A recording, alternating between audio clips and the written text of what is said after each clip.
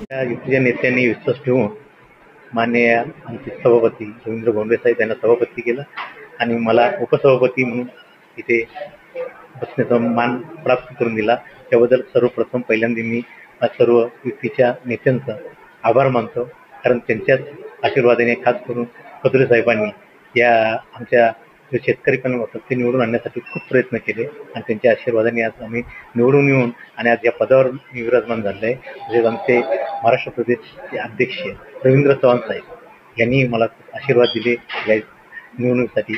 तसेच आमचे श्री युतीचे नेते प्रमोद हिंदूरावजी असतील, लांडगे साहेब असतील, यांचे आम्हाला आशीर्वाद भेटले आणि सभापती साहेबांनी सांगितल्याप्रमाणे मुख्यमंत्री देवेंद्र फडणवीस साहेब, एकनाथजी शिंदे साहेब उपमुख्यमंत्री आणि अजितदादा पवार उपमुख्यमंत्री यांचं आम्हाला सर्वच नेत्यांचं आम्हाला सहकार्य भेटलं. त्यांचे कारण राज्यात युतीचं सरकार असल्यामुळे जी काही ते प्रगती करायची, ते शेतकऱ्यांसाठी काही हिताच्या शेतकऱ्यांच्या कामं करते ते आम्ही त्यांच्या आशीर्वादाने नक्कीच इथं पार पाडू आणि त्यासाठी आमचे सर्व संचालक मंडळाचा आम्हाला पाठिंबा आहे आणि सर्वांच्या सहकार्याने आम्ही इथे चांगल्या प्रकारे काम करणार.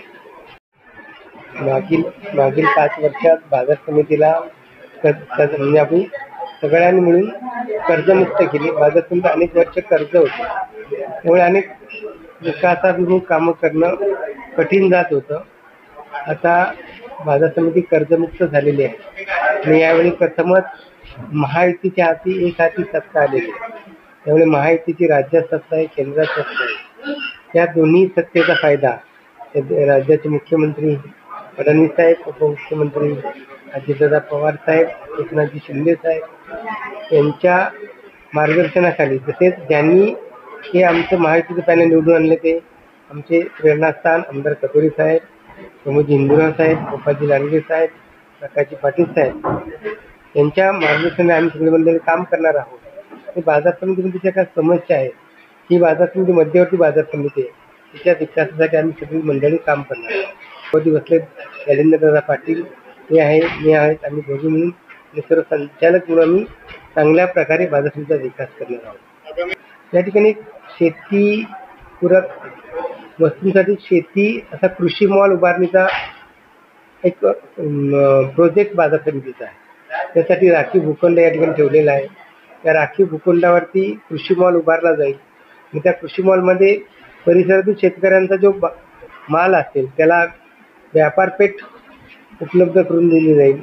त्याचबरोबर या शेतकरी भवन जे आमदार कदुरे साहेबांनी तर परवा पणन मंत्र्यांना पत्र दिलेलं आहे आणि या ठिकाणी शेतकरी भवन उभारण्यासाठी जर त्यांचा आराखडा तयार झाला, शेतकरी भवन असेल, व्यापारी भवन असेल, माथाडी भवन असेल, असे तिन्ही भवन उभारून बाजार समितीमध्ये एक विकासात्मक काम करून, एक रचनात्मक काम करून सगळ्या बाजार समितीची असणाऱ्या घटकांना न्याय देण्याचा प्रयत्न करायचा.